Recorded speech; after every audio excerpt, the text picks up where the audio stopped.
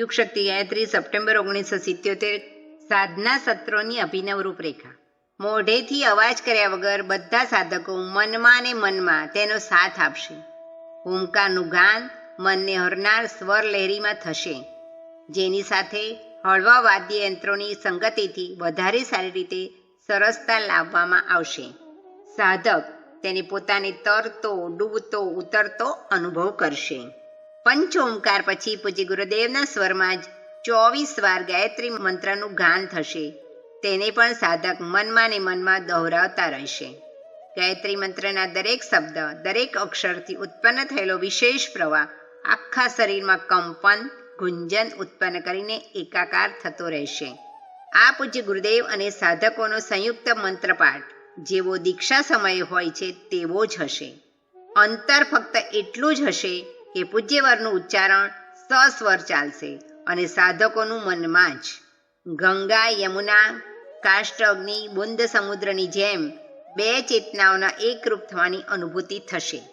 ત્યારબાદ તમસોમાં જ્યોતિર્ગમયની પ્રાર્થના થશે. તેમાં પણ પૂજ્ય ગુરુદેવના સ્વર સાથે મૌન સંગતિનો ક્રમ રહેશે. સાધક પોતાને દિવ્ય સાધના લોકમાંથી પોતાની સહજ સ્થિતિમાં પાછો ફરતો અનુભવ કરશે તથા તે દિવ્ય સત્તા પ્રત્યે કૃતજ્ઞતા પ્રગટ કરતો કરતો સતત માર્ગદર્શન અને સંરક્ષણની પ્રાર્થનાનો ભાવ રાખશે. આ આખો ધ્યાનનો કાર્યક્રમ લગભગ 15 મિનિટનો રહેશે. ત્યારબાદ આગલા ચરણનો પ્રારંભ થશે, જેમાં સાધક ભાવના સૃષ્ટિમાં માતૃસ્નેહનું પાન કરશે.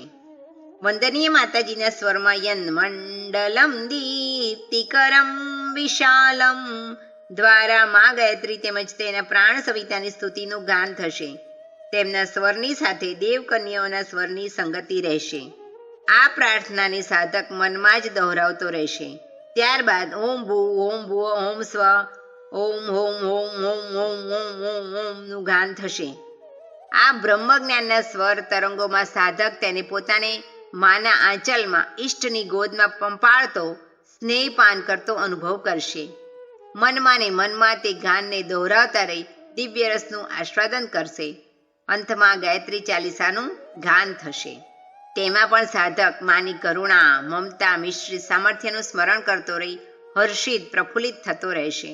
વંદનીય માતાજી તેમજ દેવકન્યાઓ દ્વારા આ ભાવ ગાન અડધો કલાક ચાલશે. આ પ્રમાણે પ્રાતઃકાલીન ધ્યાન ધારણાનો સાધનાક્રમ 15 મિનિટ પ્રારંભિક પૂજન, 15 મિનિટ પૂજ્ય ગુરુદેવ દ્વારા સંચાર ધ્યાન તેમજ અડધો કલાક વંદનીય માતાજી દ્વારા ભાવ સંચારનું ધ્યાન, આમ કુલ 1 કલાક ચાલશે. ત્યાર પછી 15 મિનિટનો વિશ્રામ રહેશે. ત્યારબાદ ફરી ગાયત્રી મંત્રના ઉચ્ચારણ સાથે સાથે ગોષ્ઠીનો પ્રારંભ થશે. પ્રથમ 15 મિનિટ પૂજ્ય ગુરુદેવનો સંદેશ અને તે પછી પ્રતિનિધિનું અભ્યાખ્યાન 45 મિનિટ કે 1 કલાક સુધી ચાલશે. તે પૂજ્ય ગુરુદેવે આપેલા સંદેશની વ્યાખ્યાના રૂપમાં જ હશે. અંતમાં શાંતિપાઠ સાથે પ્રાતઃકાલીન કાર્યક્રમ સમાપ્ત થશે. આખો દિવસ અમારો પ્રતિનિધિ પરિજનો સાથે હળવા મળવામાં, પુનર્ગઠનનું સર્વેક્ષણ કરવામાં તેમજ માર્ગદર્શન તેમજ સહયોગ આપવામાં વિતાવશે. રાતના સમયે સાર્વજનિક સભા થશે. તેના પ્રારંભમાં દેવકન્યાઓના ટેપ ગીત અથવા સ્થાનિક શાખાના પરિજનો દ્વારા તૈયાર કરાયેલા મિશનના ગીત રહેશે. પછી પૂજ્ય ગુરુદેવ દ્વારા જનતા માટેનો 15 મિનિટનો સંદેશ રહેશે. ત્યારબાદ ફરી એકાદ પ્રેરક ગીત, તે પછી પ્રતિનિધિનું ભાષણ રહેશે. તેમાં પણ તે પૂજ્ય ગુરુદેવ દ્વારા આપવામાં આવેલ સંદેશની જ વ્યાખ્યા રજૂ કરશે. આ પ્રમાણે આ સાધના શિબિરોમાં પ્રાતઃ તેમજ રાત્રિના બંને કાર્યક્રમોમાં પૂજ્ય ગુરુદેવ તેમજ વંદનીય માતાજીની પ્રત્યક્ષ હાજરીની અનુભૂતિ થતી રહેશે. તેના ફળ સ્વરૂપે હાજર રહેલા જન સમુદાયને તે મનસ્થિતિમાં આવવામાં મદદ મળશે, જેના આધારે દિવ્ય શક્તિ સંચરણનો લાભ મળી શકે. આ તથ્યોને ધ્યાનમાં રાખીને દરેક પરિજનોએ સાધના શિબિરોની રૂપરેખા તેમજ તેને અનુકૂળ વાતાવરણ બનાવવાનો પ્રયાસ અત્યારથી શરૂ કરી દેવો જોઈએ. ધન્યવાદ. શાંતિકુંજ વિડિયો ગુજરાતી યુટ્યુબ ચેનલને સબસ્ક્રાઈબ કરો તથા બાકીના વિડિયોઝનો લાભ લેવા માટે બેલ આઇકન જરૂર દબાવો. ધન્યવાદ.